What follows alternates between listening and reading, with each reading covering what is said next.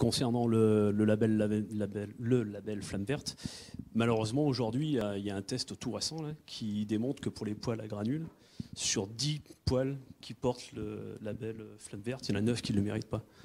Donc je ne sais pas si, vous avez parlé de changement de pratique au niveau des laboratoires, tout ça.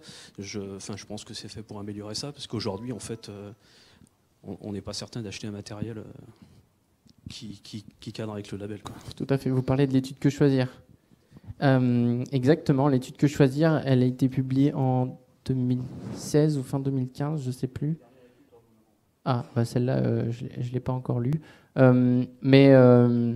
Donc, suite à cette étude, notamment, on s'est vraiment remis en question et on a rebalayé tous les protocoles de contrôle. On a mis en place des contrôles beaucoup plus précis et surtout, on a mis en place cette politique de laboratoire, puisque aujourd'hui, dans Flamme Verte, donc pour les anciens appareils, on accepte tous les tests de tous les laboratoires. On demande juste qu'il y en ait au moins un qui soit fait sur un appareil Flamme Verte, pour leur commencer à initier la démarche qu'il faudrait, parce qu'au 1er janvier 2018, on n'accepte plus que des rapports d'essai issus de ces 12-là. Ces 12-là qui ont déjà fait des études comparatives donc en 2016 et qui ont montré qu'ils avaient des résultats relativement cohérents. Il y avait quelques écarts encore, donc il y a des choses à corriger. Mais rien que là, sur des 12 qu'on a audités, on a quand même des écarts sur certaines valeurs. Donc imaginez sur l'ensemble de tous les labos européens, ce n'est pas forcément une question de...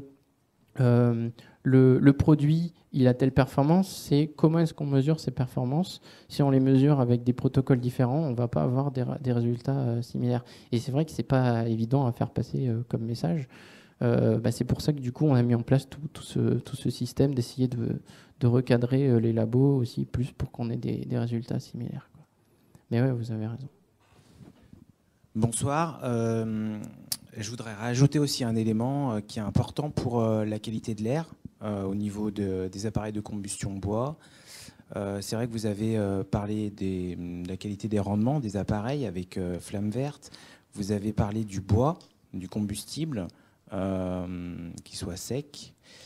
Mais je pense qu'il y a aussi un autre élément qui est important et qui est un petit peu omis en général, c'est le dimensionnement du conduit de fumée. Et c'est vrai qu'un conduit de fumée mal dimensionné peut avoir des effets néfastes pour l'écologie. Par exemple, ça peut avoir un effet de refoulement dans l'appareil ou un excès de tirage, et donc du coup un problème de rendement de l'appareil. Donc voilà, je voulais en parler. Non, mais c'est pas vraiment une question, c'est bien compris, c'est une remarque, c'est un point de vigilance qu'il faut avoir. La question, c'est pas comment on dimensionne un conduit de fumée, c'est pas le lieu pour en parler. Il y a des formations très, très bien faites par la Confédération des ramoneurs ou les de Chartreuse aussi. Enfin, il y a plusieurs organismes qui font des formations, je vais pas les citer là, sinon je vais vexer ceux que je n'aurais pas cités. Mais du coup, effectivement, on a une plaquette. À chaque fois, je reviens sur des plaquettes. Je suis désolé. Mais sur l'entretien, c'est plus pour le particulier.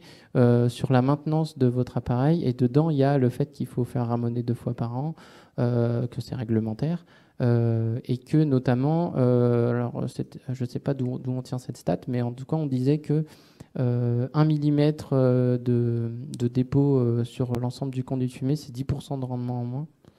Donc, c'est pas négligeable au bout d'un moment. Voilà.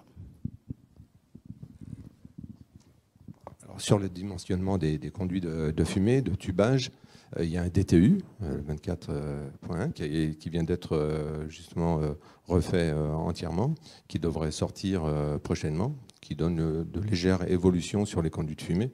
Et justement par rapport à tous ces nouveaux appareils, et notamment les poêles à granules. Donc le DTU fait réglementairement office pour tout ce qui est installation.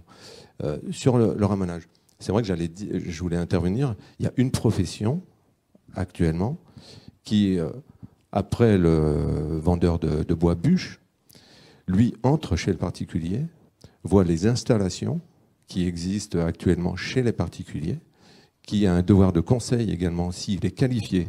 Alors je voudrais revenir, il faudrait bien que vous spécifiez également que le ramonage doit être fait par une entreprise qualifiée, Qualibat, pour que réellement il n'y ait pas de souci, que ce ramoneur soit qualifié, donc ait eu une formation réelle. Il existe des formations qui durent une semaine, mais pour nous, ce n'est pas une formation qui atteste que cette personne peut assumer le rôle du ramenage. Mais par rapport à M.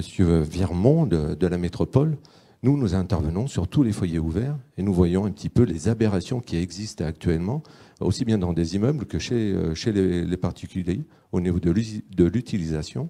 Et quand on voit également ce qui se brûle dans ces foyers, où ce sont de véritables poubelles, là, il y a un gros effort à faire. Et que le ramoneur a ce devoir de conseil, et grâce à toutes vos études, on est à même de pouvoir réveiller un petit peu les particuliers sur leurs responsabilités par rapport à la pollution.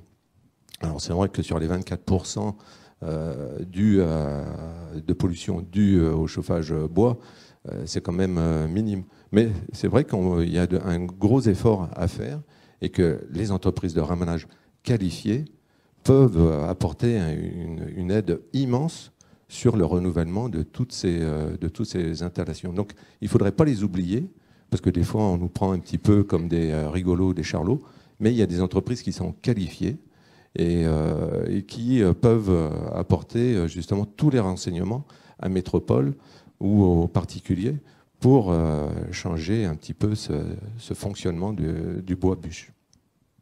D'ailleurs, on a vu l'impact des bonnes pratiques un peu sur les émissions ou sur les rendements, et c'est vrai que les ramoneurs, ils ont un peu ce devoir de conseiller sur les bonnes pratiques d'usage. On discutait justement sur les 2 ramonages par an. L'entreprise qualifiée voit très bien s'il y a l'utilité de faire 2 ramonages par an. Monsieur a une installation, il doit faire 10 ou 20 feux par an. Un ramonage par an est suffisant. Donc nous, on conseille nos clients sur la régularité du ramonage qu'il doit faire, une fois en période de chauffe et une fois hors période de chauffe. Mais une bonne entreprise, une bonne entreprise qualifiée ramonage, la clientèle, on sait la fidéliser grâce à tous ces renseignements-là. Bonsoir encore.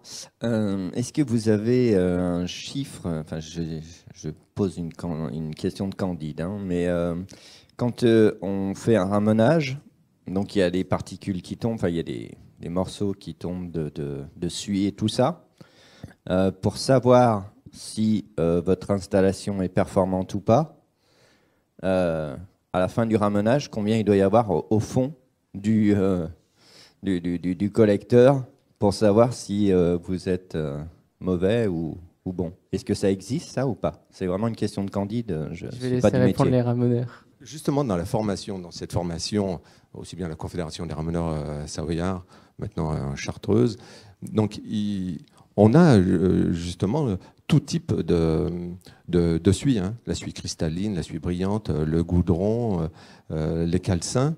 Et donc le ramoneur sait très bien comment conseiller son client par rapport au type de suie que l'on trouve dans le foyer. Donc on peut même parfois savoir l'essence de bois qui a été brûlée. Mais ça, je vous dis, ça dépend que de la qualification du ramoneur et de son devoir de conseil. Donc normalement, lorsque le ramoneur est passé, il ne doit plus rester aucun brin de suie sur le conduit, hein. Tubage aussi bien que sur les boisseaux, hein, sur les conduits maçonnés, hein. Donc on a maintenant des appareils très performants, mécaniques, hein, qui existent pour rendre un conduit impeccable à la fin de notre opération. Le métier de ramoneur a énormément évolué. Il faut le prendre au sérieux maintenant. Et justement, on a changé le nom de fumisterie. Vous voyez, ça fait rigoler tout le monde. Donc maintenant, on s'appelle génie aérolique et ramonage.